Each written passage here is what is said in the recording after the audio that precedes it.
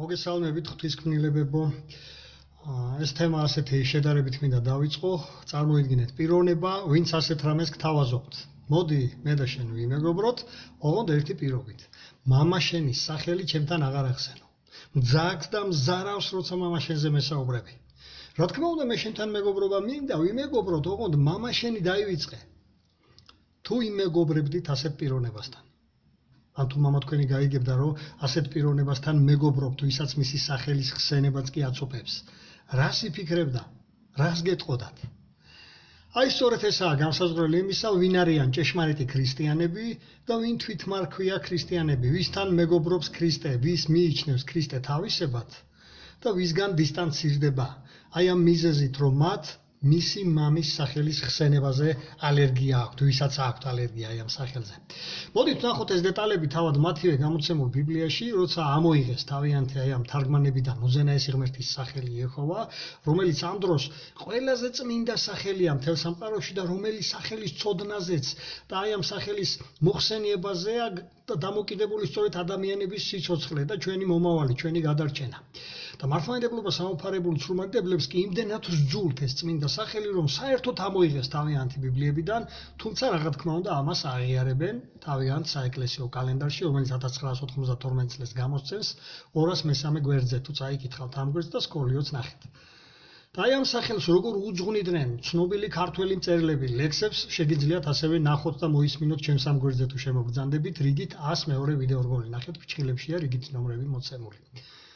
ვისაც ქრისტიანობაზე გვაქვს პრეტენზია, ისეთივე დამოკიდებულება უნდა გქონდეს ამ წმინდა სახელის მიმართ, როგორი დამოკიდებულებაც ჰქონდა თავად იესო ქრისტეს. და საერთოდ, რასაც იესო ქრისტე გვასწავლის თავისი და ჩვენი ზეციერი მამის შესახებ, მე ამაზე უკვე დავდე დეტალურად, თუ შემოხვალთ მოისმენთ 92-დან 102 ვიდეორგოლების ჩათვლით. მართლმადიდებლობა სამოფარებული ცრუმადიდებლებს კი თუ სხვა ეგრეთ წოდებულ თვითმარქვია ქრისტიანებს ყველა სურს იესოსთან დაახლოება, მაგრამ მისი მამის სახელის გაგონება არ სურთ. ამიტომაც იესოს რეაქციაზე ასეთების მიმართ ბოლოში შევეხები. მოდი ჯერ ვნახოთ მიწაზე ყოფნის პერიოდში რაში ამხელდა იესო თვალთმაქც რელიგიურ პირებს. და ეს ეხება დღევანდელებსაც. იოანეს სახარება ნახეთ მერვე თავში 42, 43, 44, აქ სატანის ეშმაკის დახასიათებაც მოყავს იესოს. დააკვირდით აქ 42 მუხლში იესო საუბრობს არა თავის თავზე, არამედ თავის მომავნილებელზე, ზეციერ მამაზე, იეჰოვაზე. 42 მუხლის დასაწყისში პირდაპირ ამხილებს, რომ ამ ვითომ მორწმუნე თვალთმაქც ადამიანებს სინამდვილეში არ უყვართ ზეციერი მამა. და 43 მუხლიდან განმარტავს თუ რატომ ვერ იგებენ ისინი აი ამ მარტივ ჭეშმარიტებას. რადგან ისინი გულით არ იღებენ, მას გულით არ უსმენენ, გულები აქვთ გაქვავებული, არ არიან გულწრფელები. და ეშმაკის მთავარი დავალების შესრულება უნდათ, ხო? რაც ეშმაკის მთავარი დავალება რა იყო 60-ის ბაღშივე, რომ ჩირქი მოსწყოს უზენაესი ღმერთის ზეციერი მამის ამ წმინდა სახელს. და სწორედ ეს თავად ეშმაკის მიბდევრები, ვინც არიან, სწორედ ამით ჩანს, რომ მათ სურთ იგივე რაც ეშმაკს სურდა, რომ ღმერთის სახელი არ შეიტანონ წმინდა წერილებში და მისი მარიონეტები ზუსტად ასე იქცევიან, ეგრეთ წოდებული აი ამ ეშმაკის შვილებად იმიტომ მოიხსენიებს იესო აქ, რომ ესაა მათი მთავარი მიზანი, ამოიღონ, ებრძოლონ, გააქრონ ზეციერი მამის წმინდა სახელი მისივე წიგნიდან. და 44 მუხლიდან აჩვენებს თუ რა დამახასიათებელი თვისებები აქვს ეშმაკს და ქრისტე მათ ამხილებს მათ მოტივებში, მსგავს იდენტურ თვისებებში თუ აკვირდებით, რომლითაც მტკიცდება თუ რატომ არიან ისინი ეშმაკის აი ამ თვისებების მატარებლები. თუ როცა აი სიცრუეს ავრცელებენ და პროპაგანდას ზეციერი მამის სახელის ირგვლივ და ადამიანების მოკლა უნდათ ამ გაგებით, ისე რომ თვითონაც ვერ აცნობიერებენ, როგორ კლავენ აი ამ თავიანთ მრევლს, ისინი მოწყვიტეს სიცოცხლის წყაროს. პირადად ჩემ მაგალითზე გეტყვით, რომ მე შევხვედრი ვარ, მე ამ თემებზე ვსაუბრობ ადამიანებთან, როცა ხვდები და შევხვედრი ვარ უამრავ მართლმადიდებელ მრევლს, არაერთსა და ორს, არამედ ვერ დავითვლი, რომლებსაც ზეციერი მამის და მისი სახელის ხსენებაზე სწორედ აი ესეთი ალერგია აქვთ. და პირადად თუ თქვამთ კიდეც ჩემთვის, რომ მოძღვრისაგანო აკრძალული მაქვს, რომ მე ამ თემაზე საუბრები და მოსმენაო.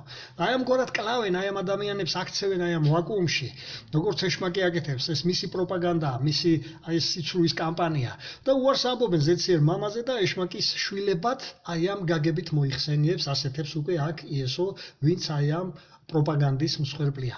ნახოთ სხვა ადგილიც კიდევ რაში ამხელს იესო ცრუმარ ქვია ქრისტიანებს, ვითომ მორწმუნე ადამიანებს.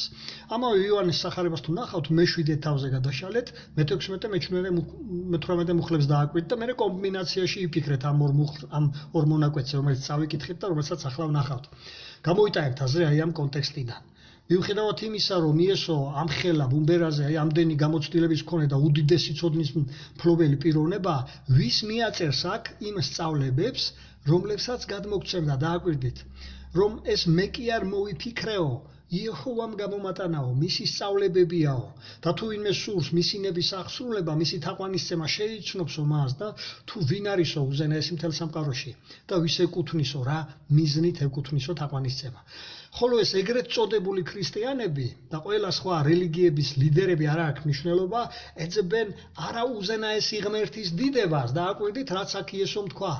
არამედ როგორც ეშმაკი ეძებდა თავის დიდებას და ეძებს, ასევე მისი მიმდევრებიც, მისი ეგრეთ წოდებული შვილები თავიანთ საკუთარ დიდებას ეძებენ მრევლის თვალში.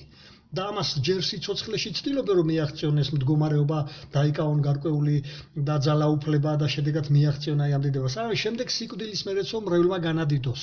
ზუსტად იმეორებენ თუ აკვირდებით ეშმაკის აი ამ ამბიციას. ეს ორი ბიბლიური მონაკვეთი აშკარად გვაჩვენებს თვითმარქვია ქრისტიანების არასწორ მოტივებს.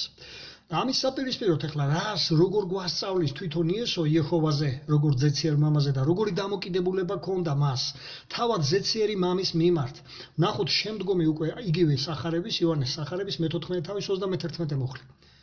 დააკვირდით აქ იესო აქ ცდილობს სიტყვები ისე განალაგოს, რომ მთელს ქვეყანას გააგებინოს თუ რა ძლიერ უყვარს იეჰოვა. და ამას მხოლოდ სიტყვებით კი არ ამტკიცებს, თუმცა აქ ვკითხულობთ, რომ სიტყვებითაც ამბობს აგერ და შემოხაზული მაქვს ეს მონაკვეთი. ის აი ამ ძლიერ სიყვარულს ადასტურებს მისი საქმეებითაც, აგერ წითლად მაქვს გახაზული. რასაც ვაკეთებო, ზუსტად ისე ვაკეთებ, როგორც მამა იეჰოვამ მომცნო. ანუ ჩემი საქმეებით უმტკიცებო იეჰოვას სიყვარულს. და მაშინ როცა მართლმადიდებლობა, სამომხმარებლო ცრუმადიდებლები და სხვა ეგრეთ წოდებული ქრისტიანები თავიანთი საქმეებით მხოლოდ იეჰოვასადმი სიძულვილს ამტკიცებენ. და ამის ფაქტად ის ერთიც საკმარისია, რომ მისი სახელი ამოიღეს მისი წიგნიდან. აი აქ ახლა მომდევნო თავზე თუ გადაფურცელთ იოანეს სახარებას, აგერ მე-16 თავის 27 მუხლი ჩვენს გვარწმუნებს აქ იესო, რომ იეჰოვას ძლიერ უყვარვართ ყველანი. და აი ამ სიყვარულზე ასე პასუხობენ ეს თვითმარქვია ქრისტიანები.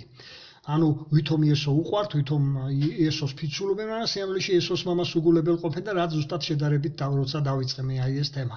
ისე საერთოდ თუ გეგულებათ თქვენ მამა, ვისაც თავისი შვილები არ უყვარს. აი მამის ურჩი, ჯიუტი და მოძულე შვილები კი რამდენიც გინდა იმდენია ამ ქვეყანაზე, ხო ასეა. და იგივეა აქაც. ის რომ იეჰოვას ძლიერ უყვარავთ, ამისი უამრავი მტკიცებულებები გვაქვს და ზოგიერთ მათგანზე მე უკვე ვისაუბრე ჩემს ამ YouTube არხზე თუ შემოხვალთ 70-დან 78 ვიდეო რგოლების ჩათვლით, აი ეს 9 ვიდეო მოისმინეთ თუ არ მოგისმენიათ. და მოდით ახლა ერთ-ერთი უმთავრეს მიზეზს კვლავ მივუბრუნდეთ. იოანეს წერილი ნახეთ, იოანეს პირველი წერილი, მე-4 თავი, მე-11 მუხლები. აქ მე-9 მუხლიდან მოციქული გვიხსნის თუ როგორ დაგვიმტკიცა იეჰოვამ ზეციერმა მამამ სიყვარული ადამიანებს, რომ მან თავისი საყვარელი ძე იესო ქრისტე შემოგწირა, რათა დავეხსენით ცოდვის მონობიდან და ეშმაკის ტყვეობიდან. ხოლო მე-10 მუხლიდან იმას გვაჩვენებს, რომ სანამ ადამიანები შევიყვარებდით ღმერთს და გავიცნობდით როგორც იეჰოვას, მას უკვე უყვარდა ყველა და უყვარდით ისეთები, როგორებიც ვიყავით, ხო? დღესაც უყვარს ყველა ის ადამიანი, რომლებიც ყურებამდე არიან ცოდვებში ჩაფლულნი. და ის სწორედ აი ამ სვერპლის საფუძველზე, აი ამ გამოსასყიდის საფუძველზე ცდილობს აი ამ სიბინძურიდან მათ ამოყვანას და გასუფთავებას, მაგრამ ეურჩებიან მას. და რას ნიშნავს თვითონ აი ახლა აი ეს გამოსასყიდი, როგორ შეგიძლია ის ყოველდღიურად გამოიყენო შენს პირად ცხოვრებაში, ამაზე მე დავდე რიგით 103 ვიდეო რგოლი თუ არ მოგისმენია, შემოიდა მოისმინე ისიც. ისე რომ ეს მართლაც სამყაროში უდიდესი სიყვარულის გამოვლინებაა იეჰოვას მხრიდან და ზუსტად ასეც იკითხება იოანეს სახარების მე-3 თავის მე-16 მუხლში, აგერ დაურთავ ამ მუხლსაც. აქ ნახსენებია ეს სიყვარულის საზომი, თუ რა დონემდე უყვარვართო იეჰოვას. და აი ამ სიყვარულის საპირისპიროდ რას იღებს აი ამ ეგრეთ წოდებული თვითმარქვია ქრისტიანებისაგან. ვითომ უყვართ მისი ძე იესო ქრისტე, ვითომ აფასებენ აი ამ სხვებს, რომელიც მან გაიღო თავისი ნებით, თუმცა არც იესოს უსმენენ, რადგან ზემოთ ჩვენ იესოს სიტყვები მოვისმინეთ ახლა ხანს და ამავე დროს იესოსთან დაახლოება უნდათ, ოღონდ ისე რომ იესოს მამის და ჩვენი აი ამ დიდებული ღმერთის იეჰოვას სახელის გაგონება არ უნდათ. ანუ რითიც დავიწყე მე ეს ვიდეო რგოლის შესავალით. ნახოთ კიდევ ერთი მონაკვეთი, სადაც იესო იეჰოვასადმი სიყვარულს მთავარ მცნებად მოიხსენიებს, რომელ მცნებებსაც არ ღვევენ ეს ეგრეთ წოდებული ქრისტიანები. მარკოზის სახარებას თუ გადაშლით მე-12 თავი 22-23-30 მუხლები. დააკვირდით აქ 22 მუხლიდან ერთ-ერთი მწიგნობარი იესოს გამომცდელ კითხვას უსვამს თუ რომელია უპირველესი და უმთავრესი მცნება მცნებებს შორის. ხოლო იესოს პასუხიდან ვიგებთ თუ როგორ არ ღვევენ აი ამ უდიდეს მცნებას თვითმარქვია ქრისტიანები. დააკვირდით აქ 29 მუხლიდან იესო ქრისტემ გამიჯნა თავისი თავი ზეციერი მამისაგან იეჰოვასგან და მან თავისი თავი დააყენა ადამიანების გვერდით. დააკვირდით ის არ ამბობს აქ უფალი ღმერთი თქვენიო. მან ასეთი რამ თქვა, უფალი ღმერთი ჩვენიო. და ამით აჩვენა რომ იესოც როგორც ყველა სხვა ქმნილება ზეცაში თუ დედამიწაზე თაყვანს სცემს და ადიდებს ამ ერთადერთ უზენაეს ღმერთს სიცოცხლის შემოქმედს და ზეციერ მამას იეჰოვას. და სწორედ აი ეს არის ერთ-ერთი მთავარი უდიდესი მცნება, რომელზეც აქ იესომ გაუსვა ხაზი და რომელსაც არღვევს მთელი ეგრეთ წოდებული ქრისტიანული სამყარო. და აქ 20 მუხლში იესო იეჰოვას შეყვარებისაკენ მოგვიწოდებს 4 კუთხით. მიაქციეთ ყურადღება, გიყვარდეთო იეჰოვა მთელი გულით, მთელი სულით, მთელი გონებით, მთელი ძალით. ანუ მთელი არსებით გიყვარდეთო. და მთელი არსებით რო შევიყვაროთ იეჰოვა, ჯერ გონებით უნდა შევიყვაროთ. ანუ რას გულისხმობს ეს? უნდა მივიღოთ ცოდნა, არა მარტო მისი სახელის შესახებ. და ეს ახლა ინტერნეტის საუკუნეში ადვილი მოსაძიებელია, მის სახელთან დაკავშირებით უამრავი ინფორმაცია სოციალურ ქსელებში. არამედ მისი სახელის მნიშვნელობაც უნდა გავიგოთ, თუ რას ნიშნავს ეს სახელი და ის თუ ვინ, როგორი პიროვნება დგას აი ამ სახელის მიღმა. სწორედ აი ამ სახელის ცოდნაზე და მის სახელის მიღმამყოფ პიროვნების გაცნობაზეა, მასთან დაახლოებაზეა დამოკიდებული ის, გვექნება თუ არა მარადიული მომავალი, თუ სიცოცხლეს დავასრულებთ არმაგედონში. ნახოთ ახლა ეს ორი ურთიერთსაპირისპირო მონაკვეთი, საიდანაც ერთიდან ვიგებთ თუ რას მოაქვს მარადიული სიცოცხლე და მეორე მუხლს გაჩვენებთ, საიდანაც ვიგებთ თუ რას მოაქვს მარადიული განადგურება. ივანეს მეჩვენე თავის მესამე მუხლი. ეს მეჩვენე თავი ვიცით რომ ეს არის იესოს ლოცვა მთლიანი და იეჰოვას ესაუბრება ის ამ დროს. და აქ მესამე მუხლში იესო აღნიშნავს რომ ვისაც უნდა საუკუნო, ესე იგი მარადიული სიცოცხლე, მარადიულ სამყოფელში რა უნდა გააკეთოსო. დააკვირდით რას ამბობს აქ იესო, ეს არის გასაღები მარადიული სიცოცხლის. უნდა გაიცნოსო და დაუახლოვდესო იეჰოვას. და აქვე მე როცა რჩება აი ამ ლოცვას 25-26 ბოლო მუხლები, რომ ნახოთ მეჩვენე თავის, რომ ქვეყნიერებამ ვერ შეიცნო იეჰოვა როგორც უზენაესი ღმერთი, რადგან ნებისმიერ პიროვნების გაცნობას ჯერ ხომ ისი სახელით გაგებით ვიწყებთ. აი თქვენ თუ გყავთ პირადად ისეთი მეგობარი, ვისთანაც ახლო ხართ, მაგრამ მისი სახელი არ იცით. ან მის სახელის მოხსენება გერიდებათ. ეს ხო აბსურდია, ხო? აი მსგავსად ამისა.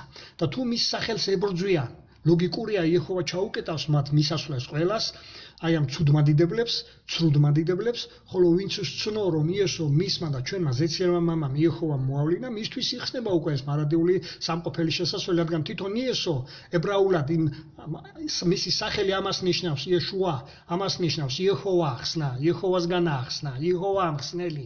თარგმნეთ ეს სახელები, მოიძიეთ თარგმანებში და მისი სახელის მნიშვნელობაც. და ახლა ვნახოთ ის მონაკვეთი, სადაც აღწერილია არმაგედონის დღეს მათი განადგურება იესო ქრისტეს მიერ, ვინც არ შეიცნო ზეციერი მამა იეჰოვა და ვინც დღემდის შეურაცხყოფენ როგორც მის წმინდა სახელს, ისე ამ სახელით მოსიარულე მის მსახურებს. თესალონიკელთა წერილს თუ ნახავთ, 2 წერილია ახალ აღთქმაში, ნახეთ პირველი წერილი, მეორე წერილი, პირველი თავი, 6, 7, 8, 9 მუხლები. აქ მე-6 მუხლიდან ვიგებთ რომ ჭირი მიეზღება ყველას, ვინც იეჰოვას სახელით წოდებულ მის მსახურებს შეურაცხყოფსო. და შემდეგ მე-7 მუხლიდან ვიგებთ რომ ეს იქნება ხსნის დღე იეჰოვას მსახურებისათვის. მე-8 მუხლიდან ვიგებთ თუ როგორ მოიყვანს სისულეში ამ განაჩენს იესო ქრისტე თავის ძლიერ ანგელოზებთან და მის თანამმართველ 144,000 წევრებთან ერთად და როგორ დაფერფლავენ ცეცხლის ალით უზენაესი ღმერთის იეჰოვას არ მცნობებს. და მათ, ვინც დღემდის ეურჩებიან სახარებებში მოცემულ იესოს მოწოდებებს სამოციქულო ეკლესიის ხელმძღვანელობას. ეს მოხდება როგორც სოდომისა და გომორას შემთხვევაში დაიფერფლა მთელი ქალაქები თავისი მოსახლეობით, მსგავსი იქნება, ოღონდ იმ არმაგედონის დღეს გამოიყვანს თავის ხალხს ისეთ ადგილებში, რომლებიც უნდა გადარჩნენ. ეს მისგან იქნება მისი ანგელოზების ხიდან მთელ მსოფლიოზე მოხდება ეს. და აი ამ ორი მონაკვეთის კომბინაცია ჩვენ რაც ზემოთ წავიკითხე მარადიულ სიცოცხლეზე და აქ ახლა მანადიურ განადგურებაზე გვაჩვენებს თუ რომელი არჩევანი არის რომელ არჩევანი რას მოგვიტანს.